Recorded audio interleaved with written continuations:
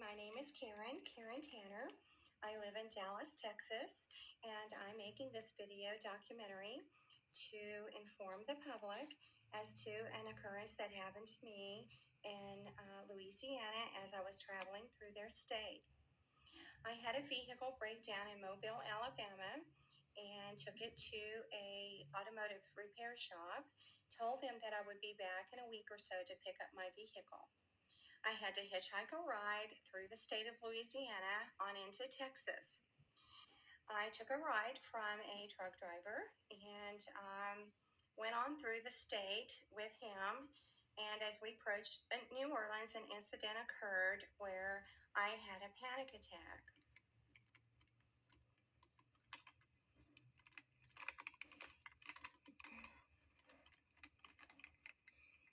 Here is my luggage that I had taken out of my car to go with me to Texas. I had my clothing in it, and there is the bag there. That is the large bag. And here is the smaller bag.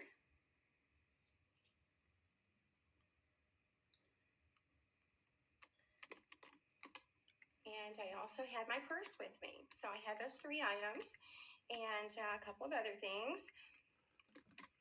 And as I said, I took them out of my car and left the car at the automotive repair shop.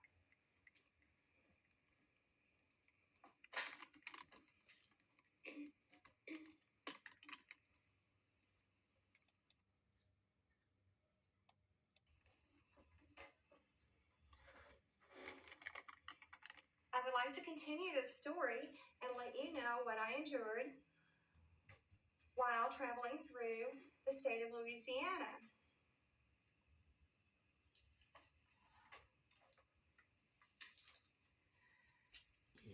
The driver has suggested that I let him go pick up his truck in New Orleans and he could give me a ride on into LaPlace. I told him no, I was uncomfortable with that.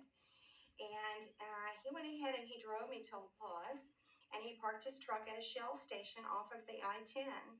And when he parked, I went to get my bags, and he got up and came and stood right in front of me and suggested that I give him a massage. I had told him I was a massage therapist.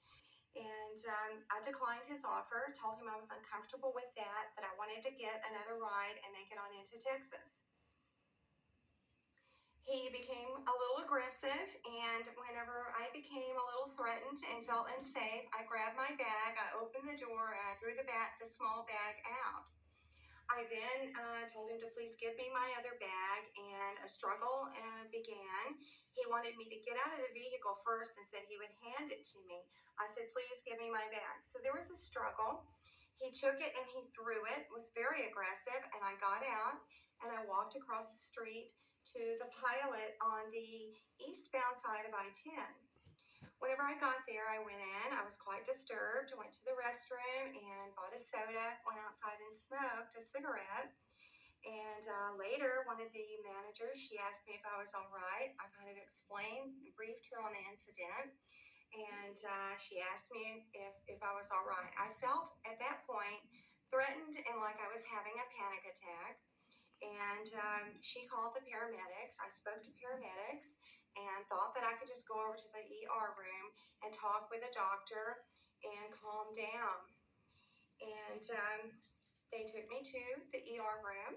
I never really got to speak to someone where I sat down and told them exactly what had happened and got a good diagnosis or good information. In other words, they held me there for the 2 days and watched me and monitored me. They took blood, which proved that I had no narcotics or any type of drugs or alcohol in my system.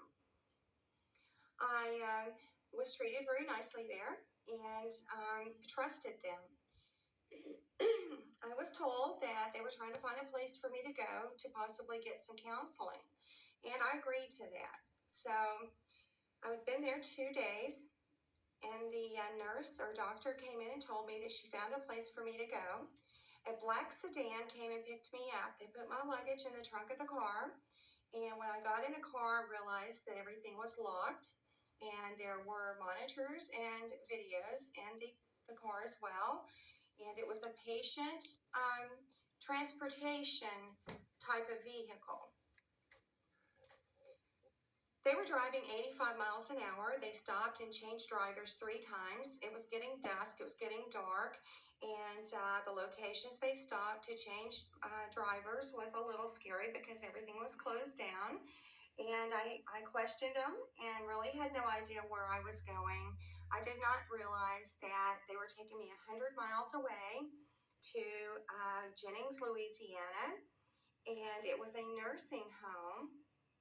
I didn't feel like a nursing home was the appropriate place for me, but I thought perhaps they had good doctors there. So I went along with what they were telling me, and I trusted them. Whenever I got to the nursing home, it was called Senior Healthcare in Jennings, Louisiana. Everything seemed very nice. They were very polite and courteous to me. They told me that they would have to go through my bags and take everything out to check it, and I could keep out a few changes of clothing, but they would have to write on them. I agreed to that. They told me that I could have smoking, and I had my own cigarettes. I left the bags in there at their office, and the lady took me out, and we smoked a cigarette. Whenever I came back in, almost immediately, I felt a little threatened by what I saw next. My bags had all the contents out, strewn all over their office. A lady was writing on all of my items, my undergarments, and all of my clothing. It wasn't just a few changes of clothes. She did that too. And so I asked, what's she doing? Oh, well, I thought we were going to do this together. And so I was lied to. I knew that at that point they were liars. So I continued to just be in compliance and stayed there for several days with no incident. Whenever I was asked, I think it was the 3rd day that I was there, I was informed that the doctor had taken my smoking privileges away. And that went on for a day or so with me being compliant until I began to complain about it. But I'm going to go back to the initial consultation with the doctor, Dr. Bromlett. Whenever I first went into his office, there were 3 ladies sitting there at a conference table with him. And I felt that was kind of unusual. I could understand 1 person or 2, but 3 people sitting there looking at you. I wanted to sit and have a conversation with the doctor and try to figure out what to do about the panic attack that I had. And that didn't happen. As soon as I started talking to him, his first questions were, "Are you homeless?" The next questions were, "What were you doing?" And whenever I tried to explain to him, I said, "Maybe you might not believe what I have to tell you." And I never got to tell him. He immediately snapped at me and said he did not believe me, although I never told him anything. I mentioned the words MK Ultra, and he became very angry. I think that the 3 women should be questioned about that because they seemed very surprised at his anger. And that pretty much ended our conversation. And so I continued just to stay there and never really got any medical treatment. Most of the patients there were geriatric patients, some of them incoherent. So the lady that did speak every day, it was on a grade level, educational level, and had nothing to do really with me. I was in the inappropriate place. I felt it was very insulting, and very bad medical decisions made for my well-being. Pardon me. I continued on enduring, pardon me, what was going on, and wasn't too pleased about it. I never really expressed too much of that. I just was very compliant. The 3rd or 4th day, I think it was, the 3rd day, I believe, they took my smoking privileges away with no explanation. The doctor was just being an ass. So, in other words, whenever I questioned why this happened, I got no explanation. I endured it till the next day. They would deliberately walk in front of me, going out to the smoking break with me not included. Again, I questioned it, and I was told to lower my voice. Well, I went to my room, I wrote a statement and a request for release based on that I had been there many days. Nothing was provided for me as far as any type of real mental health evaluations or consultation, and requested my release. By law, I knew I could do that. It was within moments. I went back up to talk to her. She told me to lower my voice again, which was an exaggeration of what was going on. I went back down the hall to my room and sat on my bed, and about 7 or 8 women, I can't remember how many, came running in, and they attacked me, and they hit me with a needle of 2 different types of drugs, and I was drugged and held down and attacked by those people.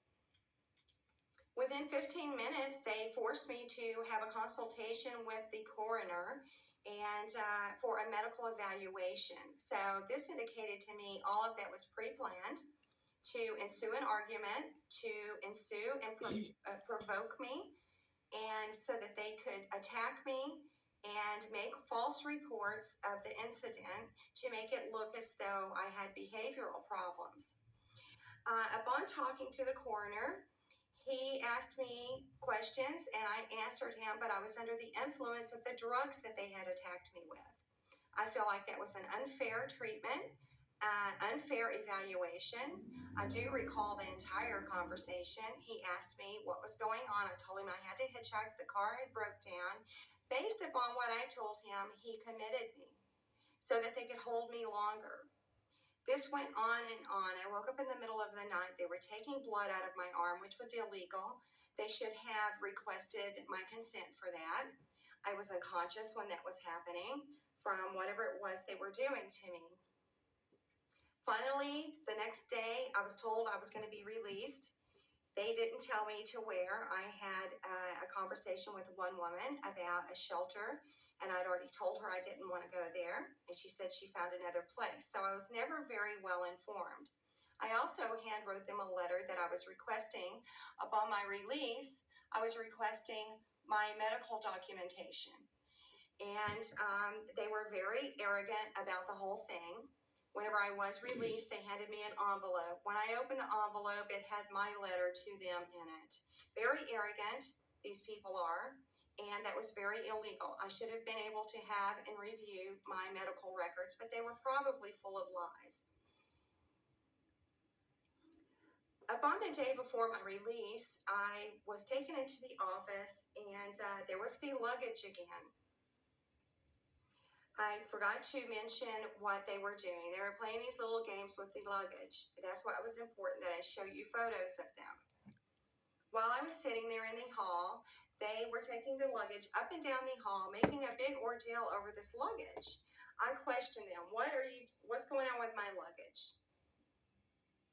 They replied, oh, they're going to take your luggage and take photos of everything in it. Now, guess what? That is a provocation. I ignored it. I went on, and I knew that they were playing total mind games with the luggage. So I just forgot about the luggage, and the next day, the lady takes me into the office. The luggage is sitting there in the corner. She threatened me. She lied. She asked me to sign some documents, and I told her I was not signing anything, that I wanted to be released. She then threatened me that the Dr. Bromley could make me stay 30 more days if I didn't sign the papers. I again told her I was signing nothing. There was another female staff member standing there, and what happened next I consider medical gang stalking. The 2 ladies there was an intimidation factor.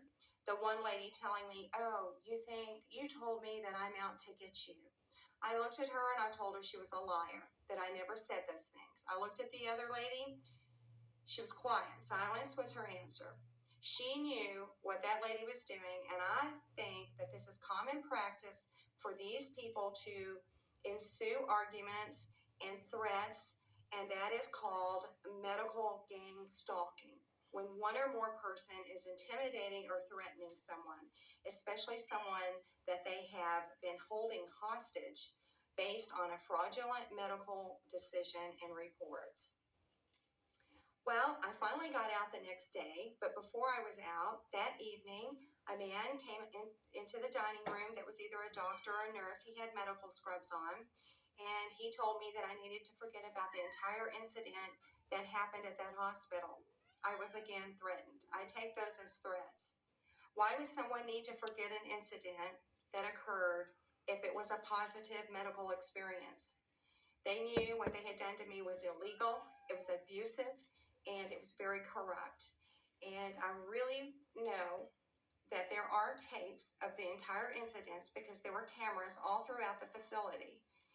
I'm requesting that someone will help me obtain that information and see these fraudulent reports that they have probably made on me and to obtain the videotapes.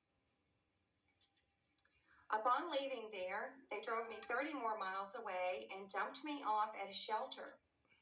The shelter had many women there. I was uncomfortable with it and told the lady I was not staying. I was going to go over to the bus station instead and get a ticket back to Texas. I was en route to Texas trying to get home so that I could go back to Alabama and retrieve my car from the auto repair shop when all of this occurred.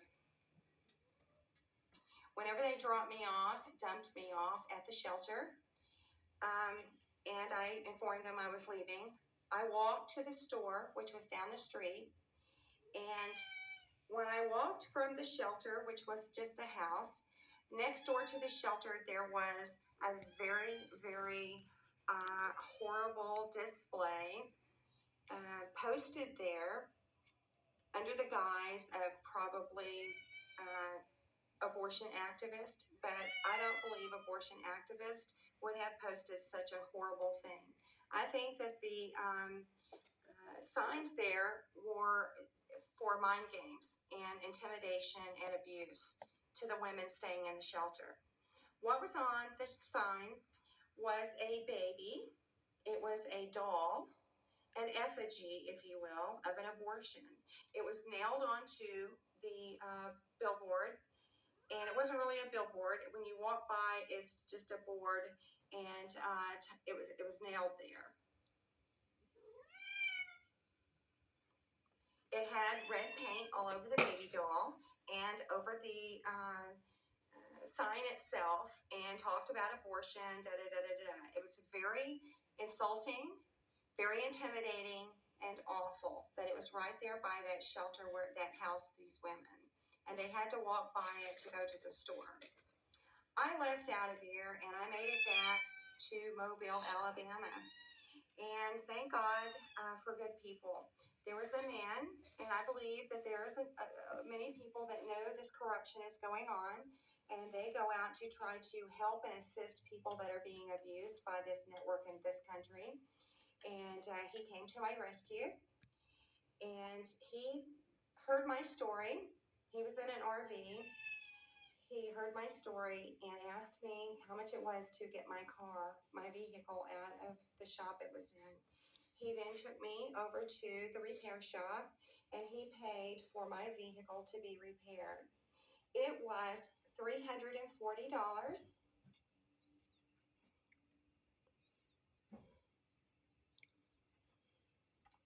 And I am so pleased that God sent this messenger to me. He helped me and heard my story, and he paid for my fuel to go up to Tennessee and to come across back to Texas so that I did not have to go through Louisiana again. And I will never go through the state of Louisiana because of the post-traumatic stress disorder that I now have over the medical profession. Anyone viewing this tape, I would advise you to be very cautious with any of these doctors, and I wouldn't trust one of them. And at this point, because of what happened to me, if I felt that I did need medical attention, I would think twice before going to a psychiatrist. As I've told you, the psychiatric community consists of a lot of very corrupt things. With these prostitutes of sex surrogacy, they are licensed psychiatrists, licensed sex therapists, licensed by some state, and usually the health department licenses with professional licensing. And I find it very disturbing. and I find what happened to me very disturbing. I would like to form an organization. So if you're interested in any type of support or organizing with me, or if you would like to hear my story or use my story in any of your other advocacy, I would be pleased about that.